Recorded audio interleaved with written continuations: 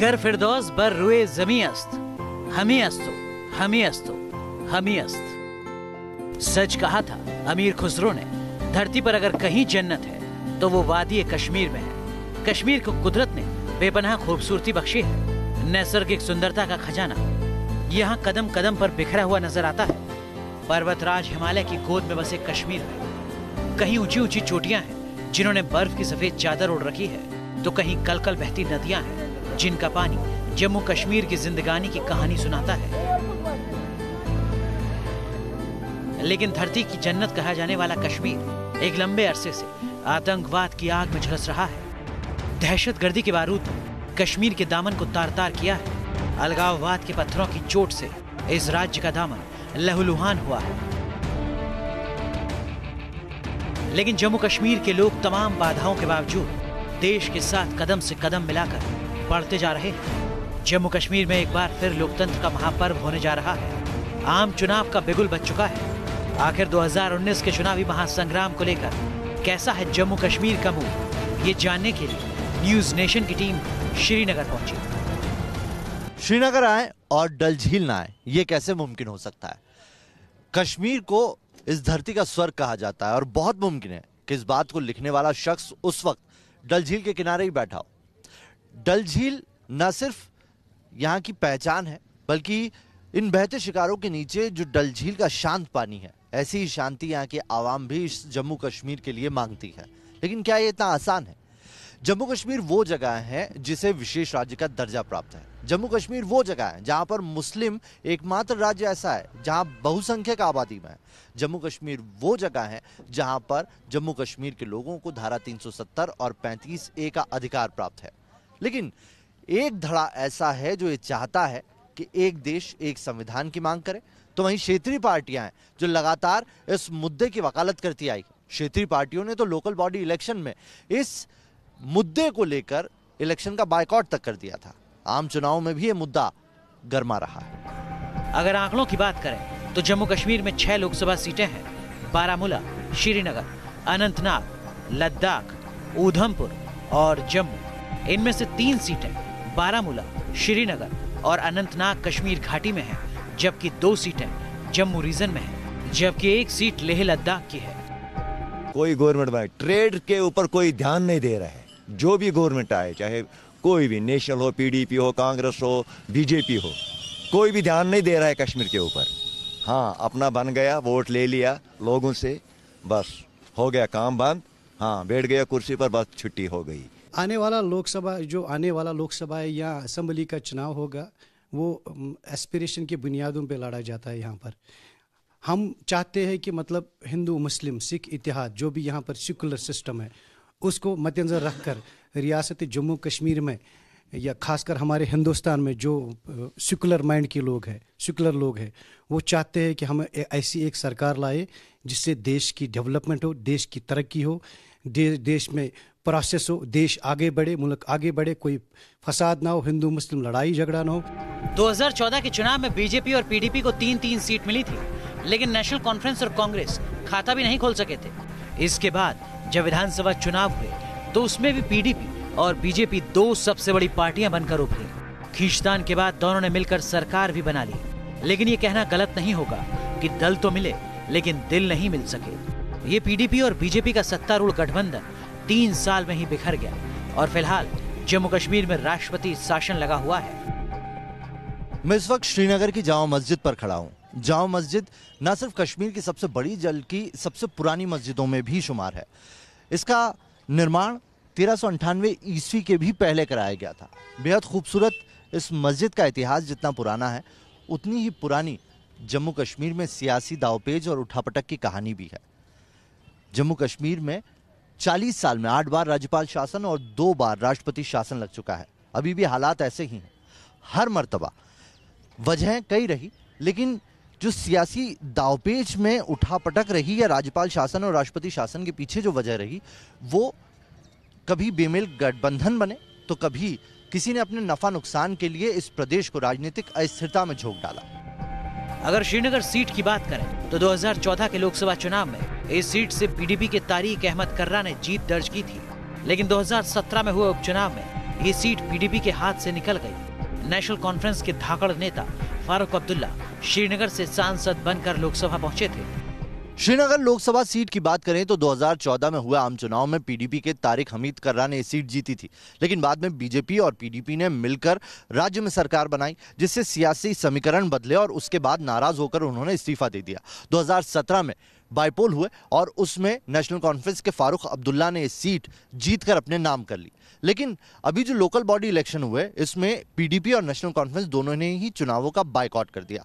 अब देखना यह होगा कि उसके बाद आम चुनावों में इन दोनों ही पार्टीज का स्टैंड क्या रहता है। कश्मीर में 4 बड़े राजनीतिक दलों के बीच मुकाबला है। पीडीपी, नेशनल कॉन्फ्रेंस, बीजेपी और कांग्रेस।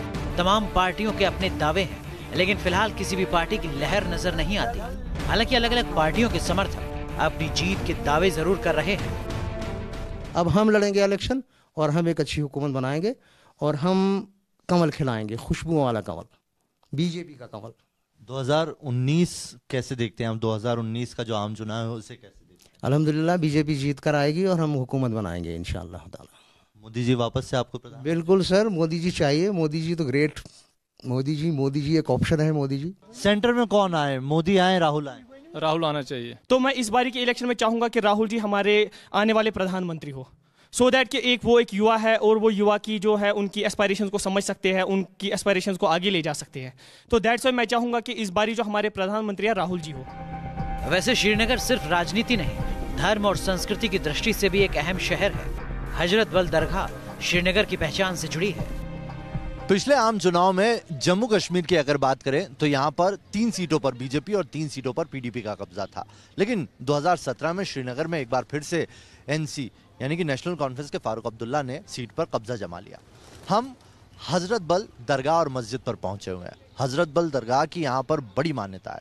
श्रीनगर में हर जायरीन यहाँ पर आता है और शीश नवाता है। कश्मीरी भाषा में बल का अर्थ जगह होता है और हजरत बल का अर्थ है हजरत की जगह। मान्यता है कि इसमें पैगंबर मोहम्मद साहब की दाढ़ी का बाल रखा हुआ है, जिससे करोड़ों मुसलमानों की आस्था जुड़ी है। हम पहुंचे हजरत बल दरगाह। हजरत बल दरगाह और मस्जिद डल झील के किनारे पर बनी हुई खूबसूरत सी मस्जिद है। आप मेरे पीछे हजरत बल दरगाह को देख सकते हैं। यहाँ पर बड़ी तादाद में जायरीन आते हैं और यहाँ पर मन्नतें मांगते हैं। ये इलाका श्रीनगर के डाउनटाउन एरिया में पड़ता है। हजरत बल दरगाह की ये जो इमारत है ये 1623 ईस्वी में बनी थी और तब से अब तक ये श्रीनगर में उसी तरह शान से खड़ी हुई है। बड़ी तादाद में यहाँ पर आने वाले सैलानी भी इस जगह का दीदार करते हैं। ये जगह की खूबसूरती है, लेकिन जनतंत्र की खूबसूरती, लोकतंत्र की खूबसूरती इसमें है कि यहाँ के लोग, यहाँ के आवाम ज़्यादा से ज़्यादा तादाद में वोटिंग प्रक्रिया से जुड़े।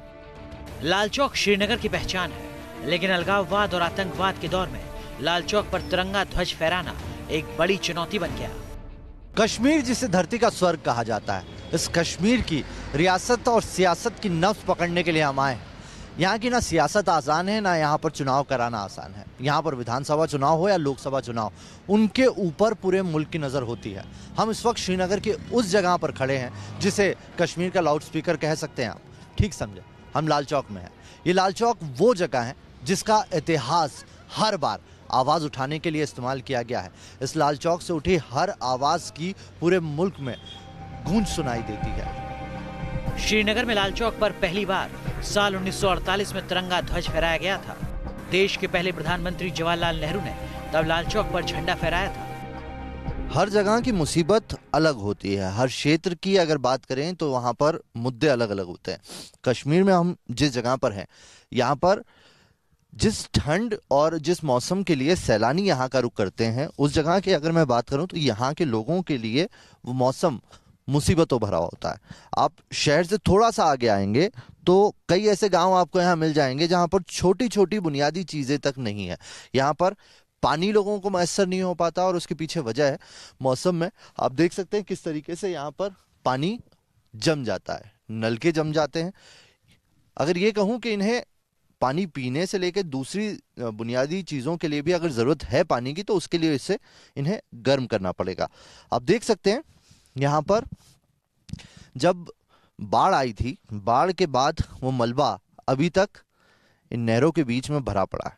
ये कहते हैं कि प्रशासन ने इनकी सुध नहीं ली और ये मलबा अगर नहीं हटाया गया तो अगली बार अगर बारिश हुई तो फिर से इस साल भी वो दिक्कत इन्हें पेश आ सकती है। आप देख सकेंगे यहाँ पर पानी किस तरीके से जमा हुआ है, हर जगह पर पानी आपको ऐसे ही जमा हुआ मिलेगा और ये इनकी दिक्कतें हैं और इसी को लेकर इस बार ये आम चुनाव में भी यही सब जहन में रखकर जाएंगे। सियासी पार्टियां चुनावी अखाड़े में उतरने की तैयारी कर रही हैं, लेकिन आखिर कश्मीर के अवाम की उम्मीदें क्या हैं? सेंटर हमारे लिए ऐसा कोई वो फार्मूला करे, आपस में पाकिस्तान के साथ हिंदुस्तान आपस में मिले तो तब हमको यहाँ पर कुछ अमन चाहिए, अमन चाहिए। यहाँ के लोग ही मांगते हैं अमन चाहिए। कौन सी ऐसी गवर्नमेंट आए, अगर ये आप कहें कि वो ऐसी होनी चाहिए गवर्नमेंट? आप चाहे हमें लेना देना उनसे कुछ नहीं है, हमें वैसा चाहिए जैसे यहाँ पे पीसफुल हो जाए। रोजगार की दिक्कत क्या? हाँ, रोजगार की तो बहुत दिक्कत है यहाँ पे जो कोई भी आता है इलेक्शन के दौरान है, बाकी यहाँ पे कोई नहीं आता है।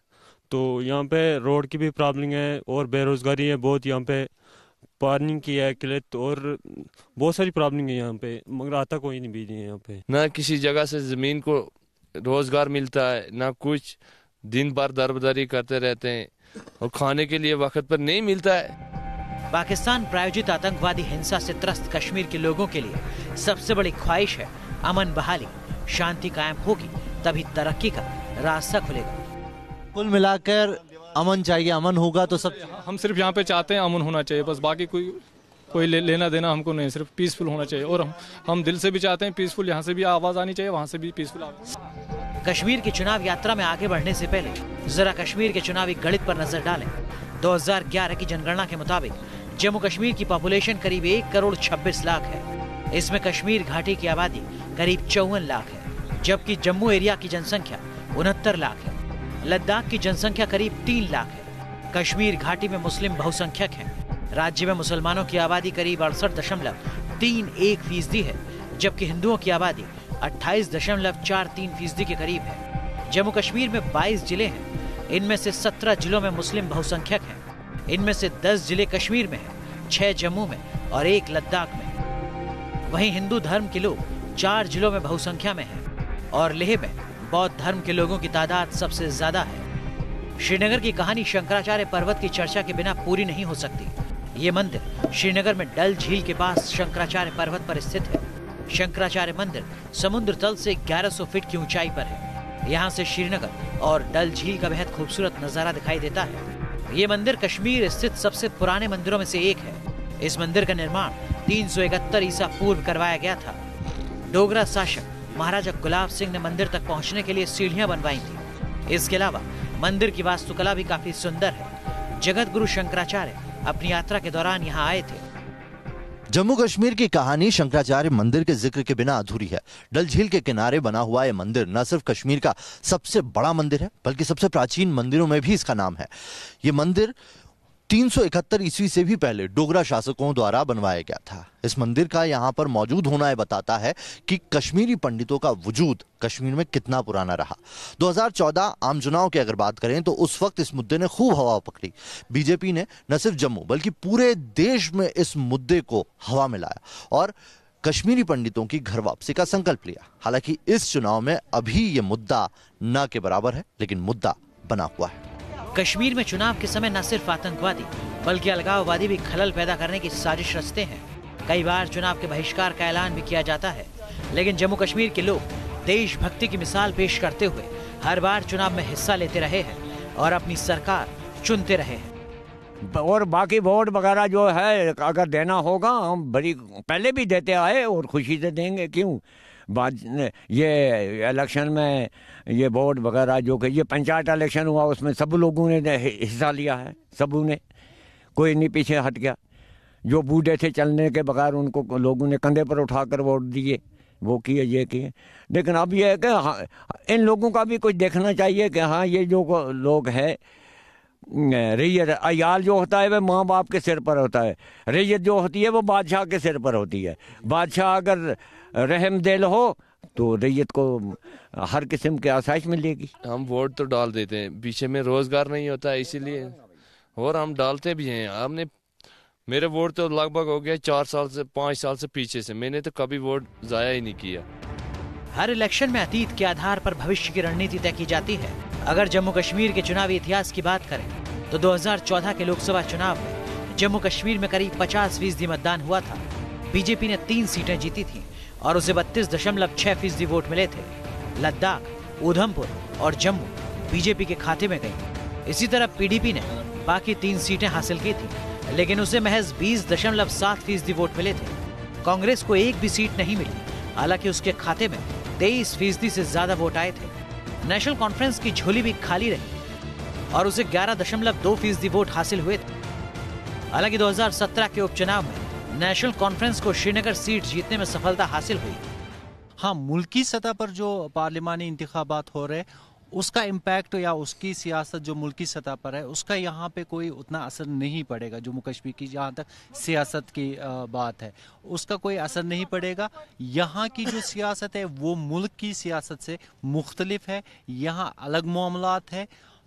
3 सीटें कश्मीर में है लोकसभा की, अगर हम बात करें श्रीनगर की, बारामूला की और अनंतनाग की। 3 सीटों पर चुनाव होंगे और तीनों में आपको जो है अलग अलग रुझान देखने को मिलेगा। मुझे नहीं लग रहा है कि एक ही पार्टी जो है तीनों को कूप करेगी, ऐसा नहीं है। जम्मू कश्मीर एक बार फिर चुनाव की दहलीज पर खड़ा है। आर्मी के ऑपरेशन ऑल आउट ने आतंकवादियों की कमर तोड़ दी है। सुरक्षा बलों के बुलेट चुन चुन कर दहशतगर्दों का खात्मा कर रहे हैं और अब फिर वक्त आ गया है कि जम्मू कश्मीर की जनता बैलेट के जरिए देश के दुश्मनों को करारा जवाब देगी। कैमरामैन मनोज कुमार के साथ नाविद कुरैशी, न्यूज नेशन, श्रीनगर।